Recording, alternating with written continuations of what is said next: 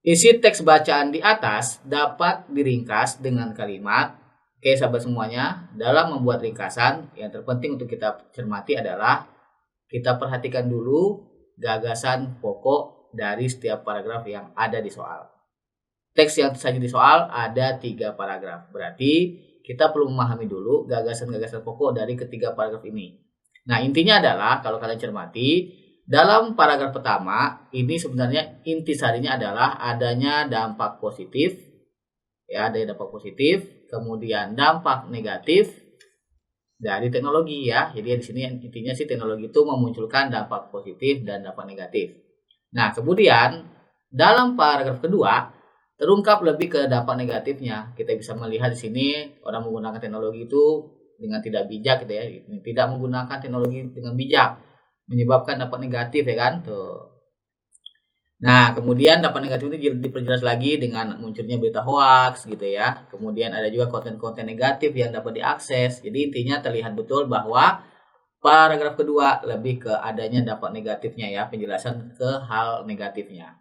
Kemudian paragraf ketiga di sini terungkap hal yang perlu dilakukan. Jadi ada beberapa upaya bijak agar perkembangan teknologi ini tidak berdampak negatif. Jadi ada upaya, gitu ya, atau lebih ke solusi nih yang dilakukan agar dampak negatif itu tidak ada. Nah, berarti kalau kita ringkas tuh, pertama teknologi ada dampak positif negatif, kemudian diperjelas ternyata ada dampak negatif. Nah, dari dampak negatif ini biar nggak terjadi apa yang perlu dilakukan. Nah, itulah yang bisa kita buat sebuah ringkasannya. Nah, pilihan mana yang mewakili ketiga gagasan ini? Betul, jelas sekali ada di pilihan yang E. Agar tidak berdampak negatif, baik terhadap orang lain maupun terhadap penggunanya, teknologi mesti digunakan secara bijak. Itu terwakili semua, ya kan? Jadi ada upayanya tadi, biar kita menggunakan teknologi dengan bijak, agar dampak negatif ini bisa teratasi, gitu ya. Oke, sahabat semuanya, jadi untuk soal ini jelas jawabannya adalah yang E. Kata krusialnya pada kalimat 1 sepadan maknanya dengan kata. Sahabat semuanya, soal semacam ini tidak jauh-jauh terkait dengan makna kata dalam hal sinonim, ya. Karena kalau sepadan makna itu lebih berkaitan dengan sinonim. Jadi di kalimat 1 ada kalimat berbunyi sudah menjadi pemahaman bersama bahwa betapa krusialnya teknologi dalam kehidupan saat ini. Kalau kalian sering mendengarkan kata krusial, kakak rasa sih kalian sudah mudah mengidentifikasi, ya. Wah, ini mah lebih ke makna ini nih, gitu ya. Nah, sesuaikan dengan maksud kalian dengan jawaban ini. Oke, betul. Jadi krusial itu adalah pentingnya, ya. Jadi jawaban untuk soal ini adalah D, sesuai dengan konteks juga tuh, bahwa pemahaman bersama teknologi itu sangat penting, gitu ya, dalam kehidupan saat ini. Jadi terwakili, ya, secara kontekstualnya juga. Oke, sahabat semuanya. Jadi soal ini jelas jawabannya adalah yang D. Perumpamaan dalam bacaan di atas terdapat pada kalimat. Masih ingatkah kalian terkait dengan materi perumpamaan?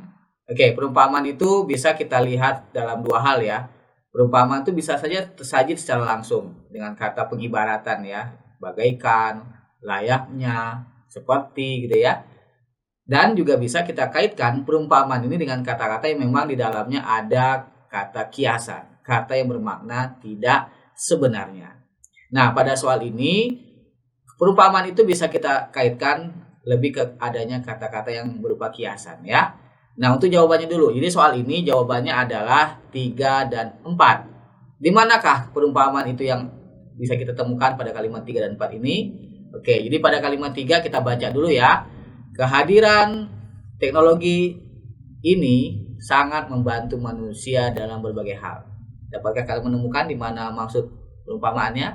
Betul, pada kata sangat membantu, ya. Perlu kita diketahui bersama bahwa membantu ini kan lebih banyak konteksnya ke manusia, gitu ya. Saya membantu ibu di rumah, dia membantu temannya, ya kan? Nah, sedangkan sini yang membantu apa? Bukan lagi manusia, tapi sebuah teknologi, kehadiran teknologi, gitu kan, ya. Itulah bisa kita kaitkan ke kiasan. Jadi kehadiran teknologi membantu. Nah, jadi kelihatan di sini ada konteks kiasannya, ya. Jadi itu yang pertama, di kalimat ketiga adanya perumpamaan pada kata membantu. Kemudian pada kalimat 4 kita lihat lagi. Namun, teknologi tidak hanya memberikan dampak positif, tetapi dampak negatif bagi siapa saja yang tidak bisa menggunakannya dengan bijak. Kata apa yang di sini yang bisa kita hubungkan dengan perumpamaan? Betul, yakni kata memberikan, ya. Nah, sahabat, kata memberikan ini kalau kita maknai itu lebih dalam makna menyerahkan sesuatu. Kayak kalian memberikan uang kepada adik kalian misalnya, atau orang tua kalian memberikan uang, nah gitu ya. Sedangkan sini apa? Teknologi memberikan, kan gitu ya. Nah, itu juga bisa kita katakan sebagai perumpamaan di kalimat 4 ini. Jadi kata memberikan inilah yang juga bisa dihubungkan dengan kata yang mengandung perumpamaan. Oke, sahabat semuanya. Jadi untuk soal ini jawabannya 3 dan 4. Tujuan penulisan kalimat 6 pada bacaan di atas adalah kalimat 6 berada pada paragraf kedua.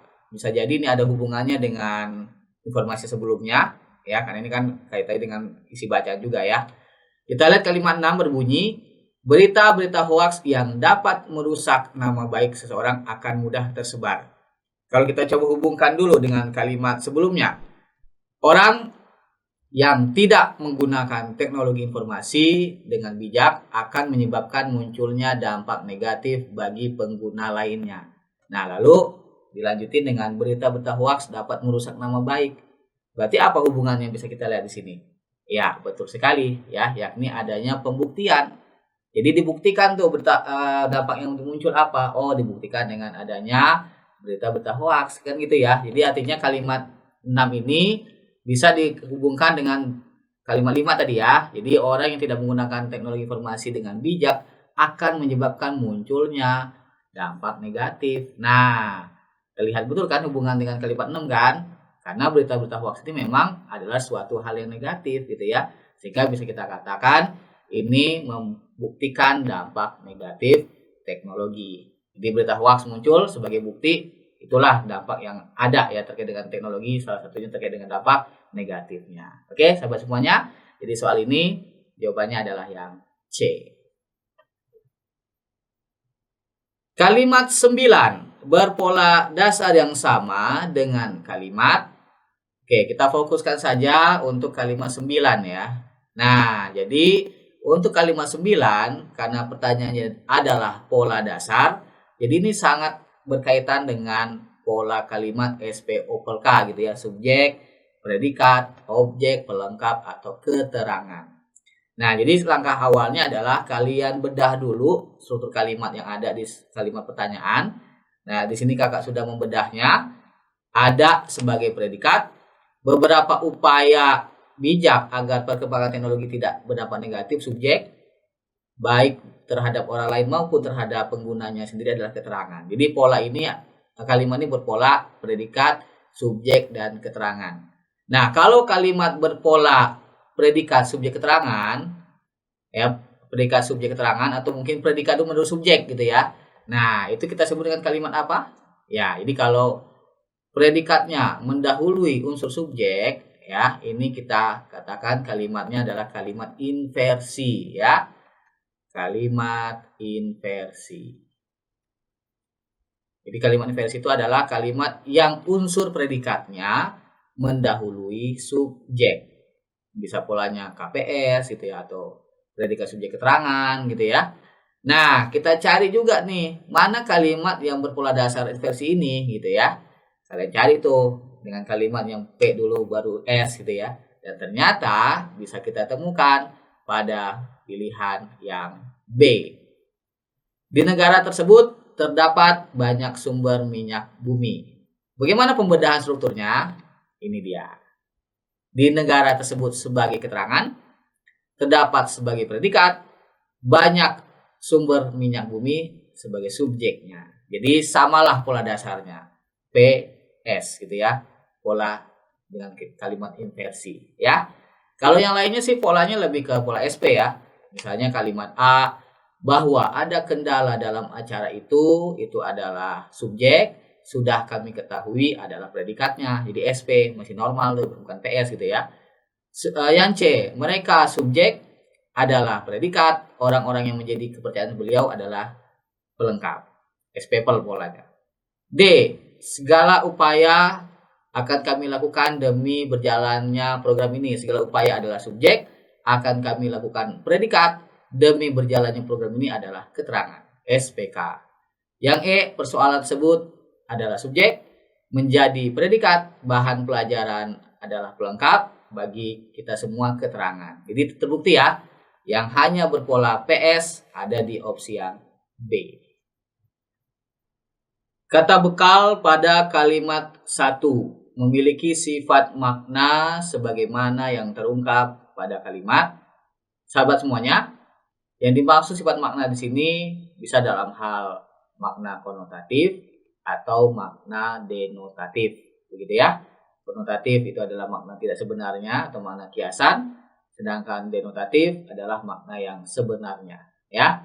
Nah, kita perhatikan kalimat 1 karena pemaknaan ini tentu ada hubungannya dengan bunyi atau konteks kalimatnya ya. Kalimat 1 berbunyi, kemandirian belajar adalah kegiatan belajar aktif yang didorong oleh motif untuk menguasai suatu kompetensi dan dibangun dengan bekal pengetahuan atau kompetensi yang telah dimiliki. Nah, kalau kita cermati, kata bekal pada kalimat 1 ini lebih pada makna konotatif ya. Karena bekal yang sebenarnya kan bisa kayak kalian nyiapin roti, nyiapin makanan gitu ya dalam suatu perjalanan. Nah, sedangkan ini kan nggak dalam hal itu ya.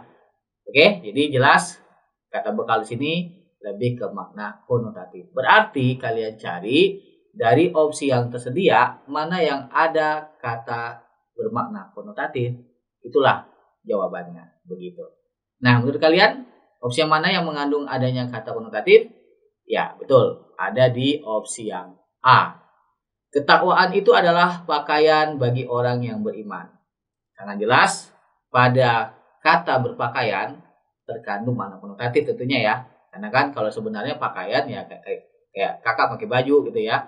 Pakai topi, celana, sepatu gitu kan ya. Nah, itu baru kita katakan pakaian dalam arti sebenarnya. Tapi kalau di sini jelas pakaian dalam makna konotatif yang juga sama dengan bekal pada kalimat 1 pada teks soal. Oke? Jadi jelas untuk soal ini jawabannya adalah yang A. Kelompok kata dalam pengaturan dirinya disiplin dan mengembangkan pada kalimat keempat dapat disempurnakan menjadi. Sahabat semuanya, apa yang perlu kita cermati untuk memperbaiki kasus semacam ini? Tentunya kalian bisa perhatikan di sini dalam susunan dalam pengaturan dirinya disiplin dan mengembangkan itu ada ketidaksejajaran bentuk. Oke, ketidaksejajaran bentuk. Karena kalau kita perhatikan dalam pengaturan, ini kan pengaturan itu adalah kata benda. Begitu ya, dirinya disiplin udah beda lagi.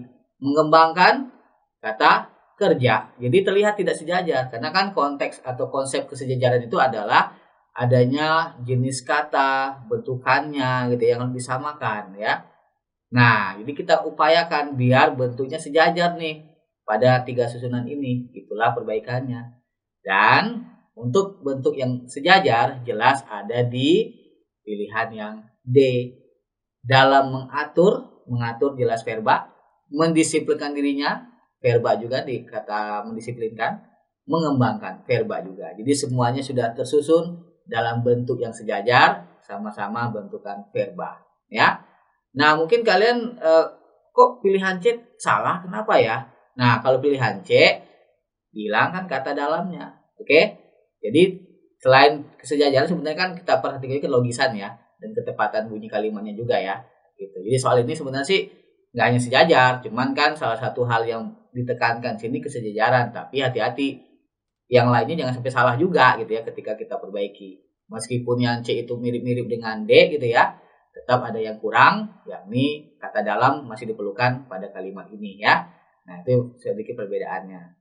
Lalu kenapa bukan yang E? Jelas itu tidak sejajar kalau yang E. Meskipun dikembangkan ada D-nya juga ya, walaupun ada nya juga di situ ya. Nah, jadi di situ ada bentuk yang berbeda juga. Karena semuanya me, ya kita upayakan semuanya dengan bentukan me ya. Mengatur, mendisiplinkan, mengembangkan. Dan tadi catatannya kita perlukan juga kata dalam. Karena di sini konteksnya adalah tanggung jawab dalam hal apa gitu ya. Jadi tanggung jawab dalam mengatur, mendisiplinkan dan mengembangkan kemampuan. Begitu. Oke? Jelas? Untuk soal ini jawabannya adalah D. Hubungan kalimat 5 dan 6 dinyatakan dengan kalimat 5 dan 6 sudah kakak tegaskan di sini dengan warna yang berbeda, warna merah. Kita perhatikan kalimat 5 dan 6 dulu ya.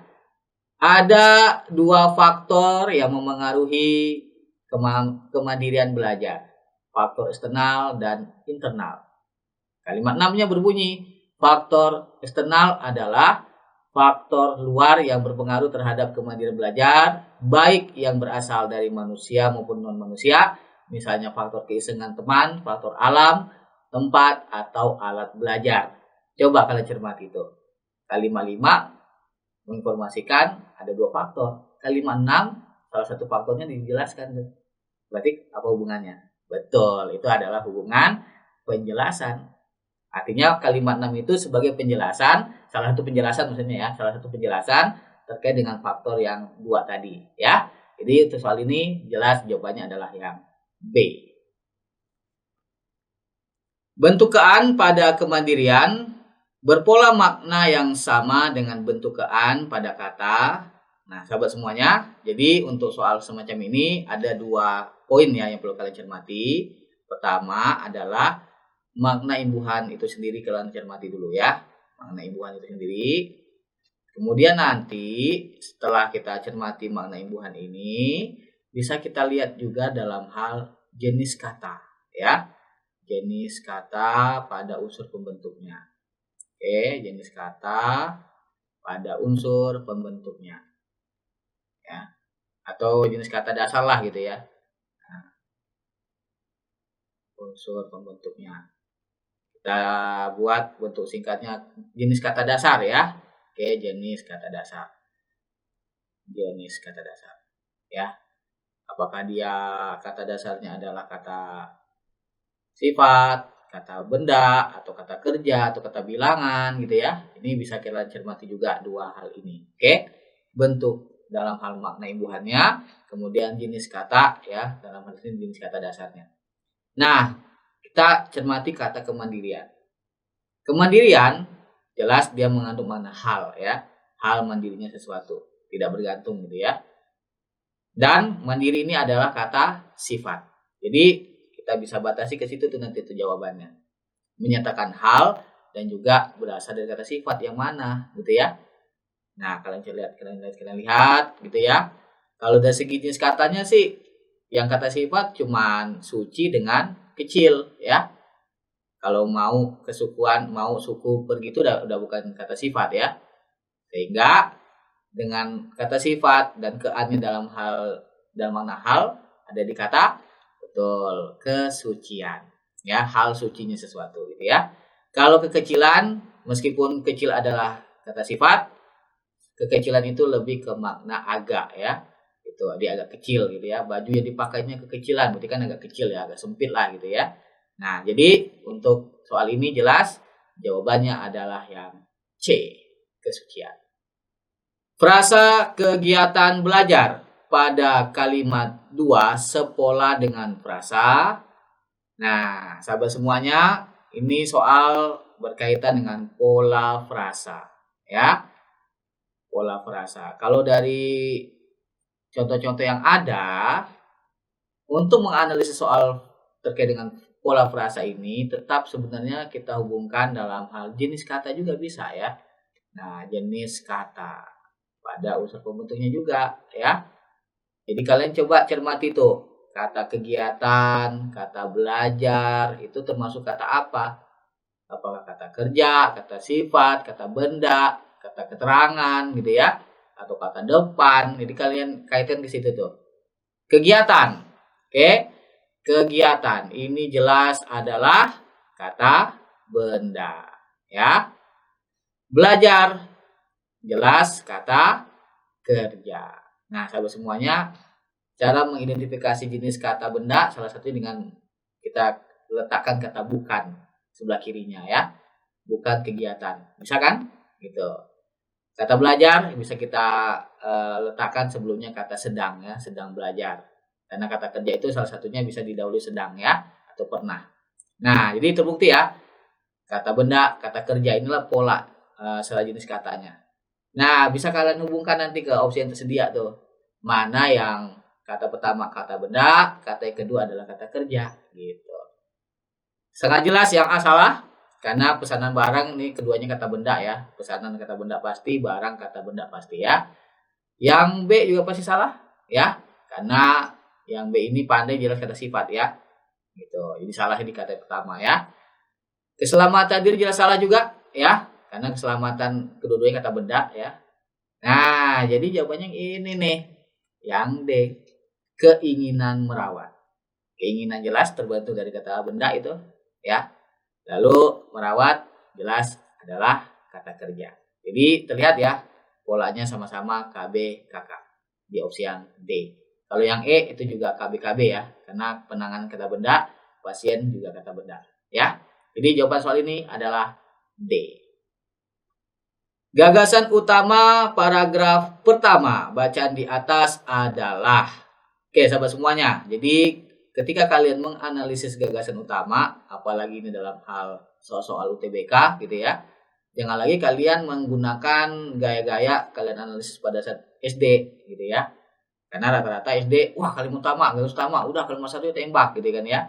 Nah kalau sudah kemasuk ranah UTBK ya, itu pola-pola kayak gitu tuh harus diubah ya, karena memang sebenarnya gagasan utama itu nggak selalu ada di kalimat pertama gitu ya. Karena kan yang dimaksud gagasan utama apa? Hal yang menjadi pokok pembicaraan suatu paragraf. Jadi konsep dasarnya sebenarnya adalah kita minimal memahami dulu ngomongin apa sih paragraf ini. Nah tentu cara memahami ngomongin apanya itu gitu ya. Kalian lihat kalimat demi kalimatnya.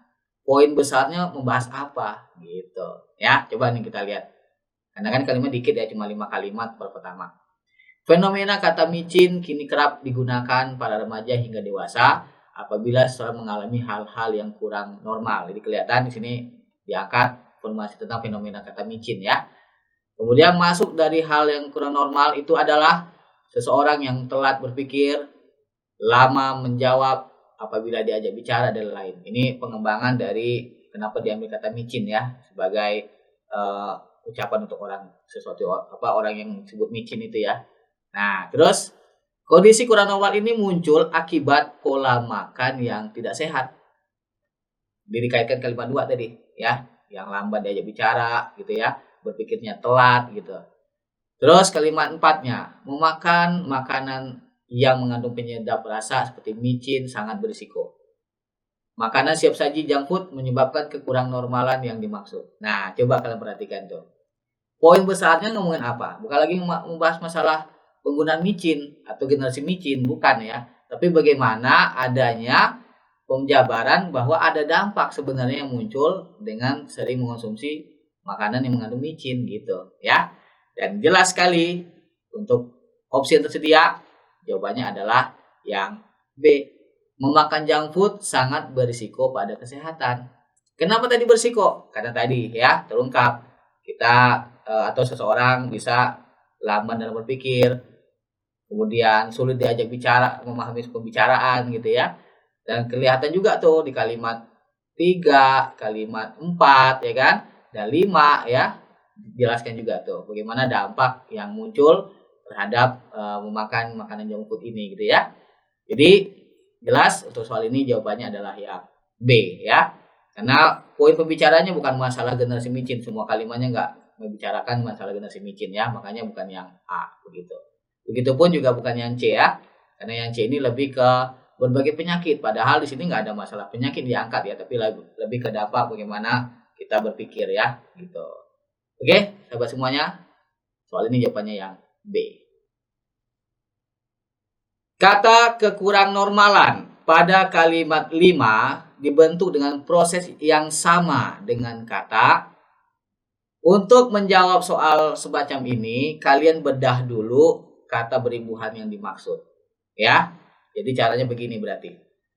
Kekurang normalan itu dibentuk dari imbuhan ke dengan an.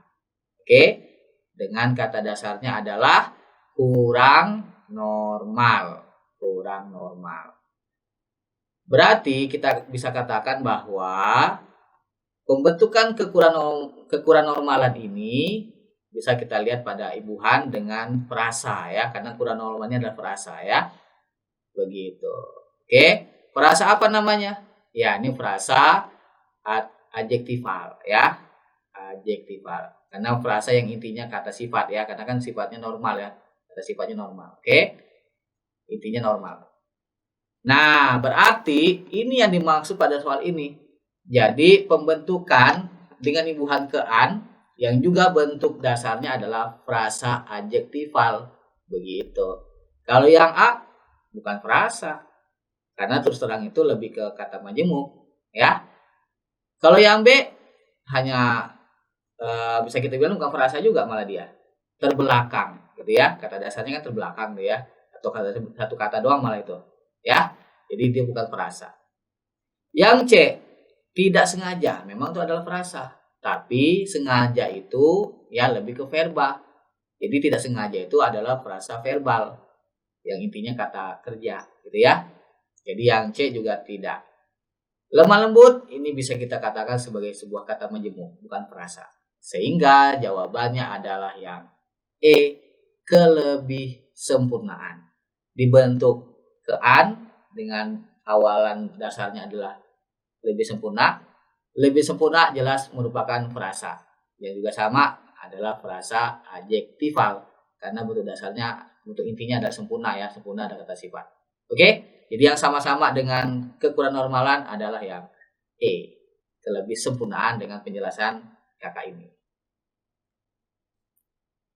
Perumpamaan terdapat dalam kalimat. Jawabannya jelas adalah kalimat 9. Namun, makanan-makanan cepat saji yang dikonsumsi akan tertimbun di dalam tubuh yang kemudian hari menjadi penyebab penyakit pencabut nyawa seperti kanker. Wah, sangat jelas sekali nih ya. Oke, sangat jelas di sini yang mengandung perumpamaan. Kalau kalian lihat satu aja bisa ya. Sini pencabut nyawa ini udah terlihat betul ya perumpamaannya. Oke. Nah, walaupun selain ini juga sebenarnya tertimbun ini juga bisa nih kita kaitkan ya suatu perumpamaan juga. Karena tertimbun ini kan bukan nantinya sengaja untuk ditimbun gitu ya, atau ada penimbunan gitu ya. Ya, tapi menumpuk lah gitu ya dalam tubuh kita.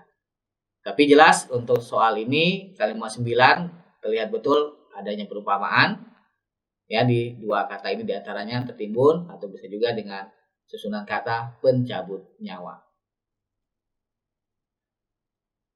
Tujuan penulisan paragraf kedua pada bacaan di atas adalah, kita perhatikan kalimat dalam paragraf kedua ya.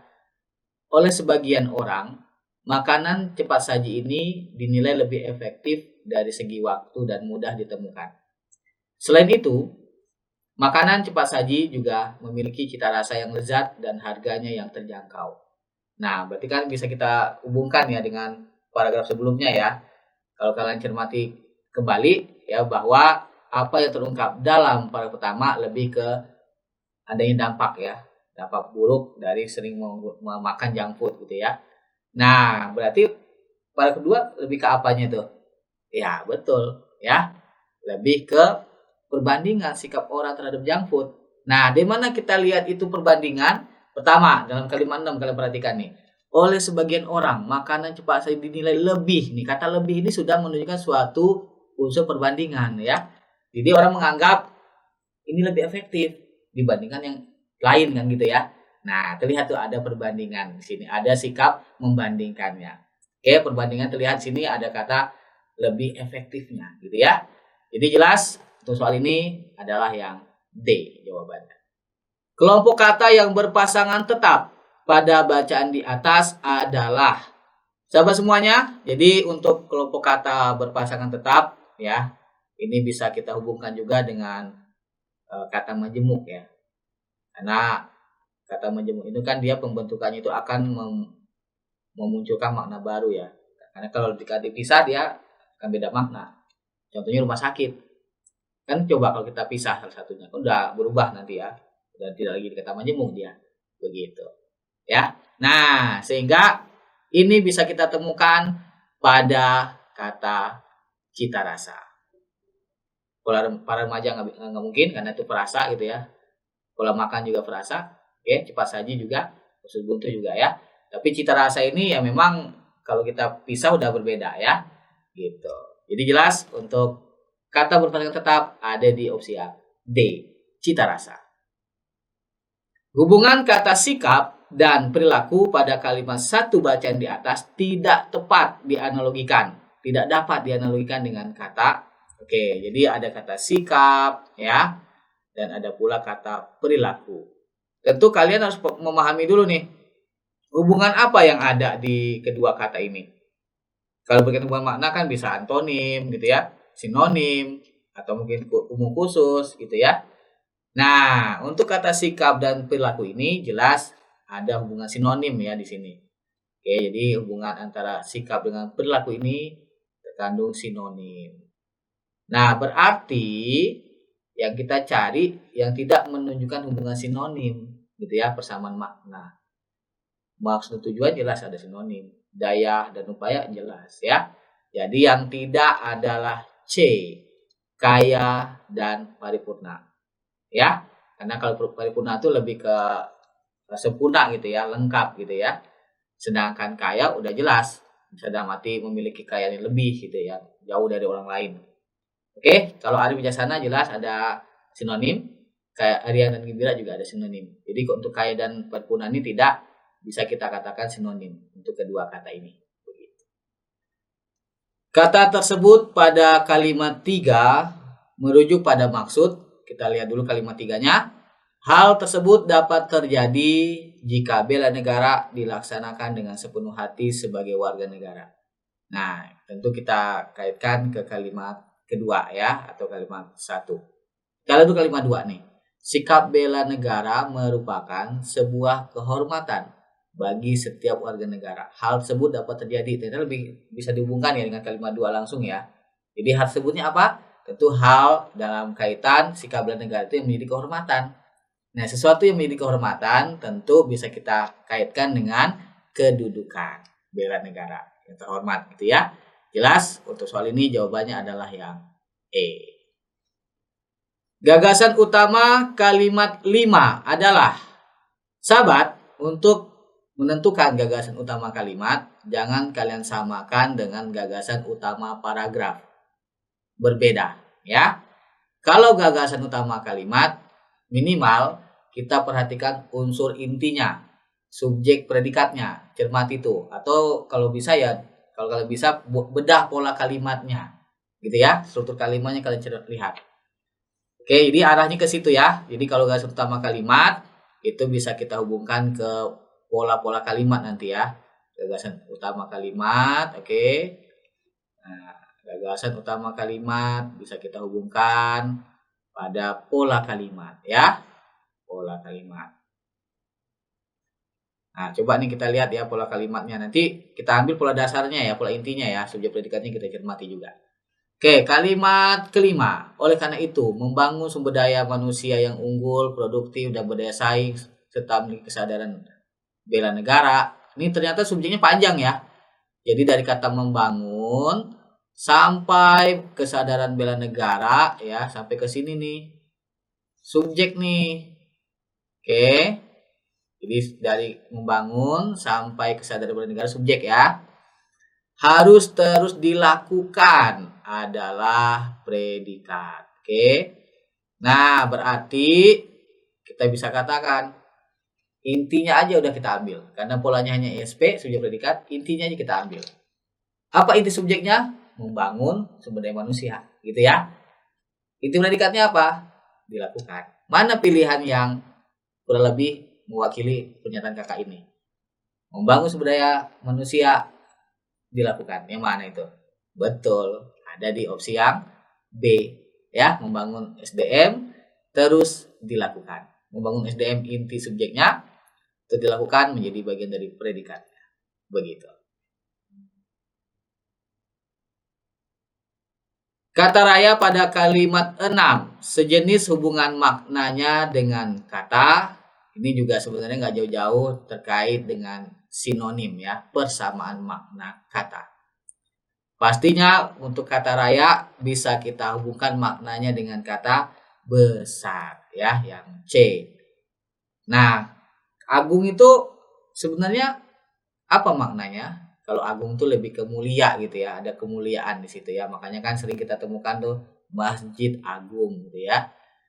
Kalau mega ini ya hati-hati, mega itu bisa warnanya awan ya, gitu. Jadi kalau meganya pakai strip baru bisa warnanya besar ya. Kalau mega begini dalam makna awan. Nah, kalau jumbo itu lebih ke ukuran ya. Kalau kita perhatikan kan hari raya kan nggak mungkin kontes ukuran ya. Makanya lebih tepat pada kata besar pemaknaannya.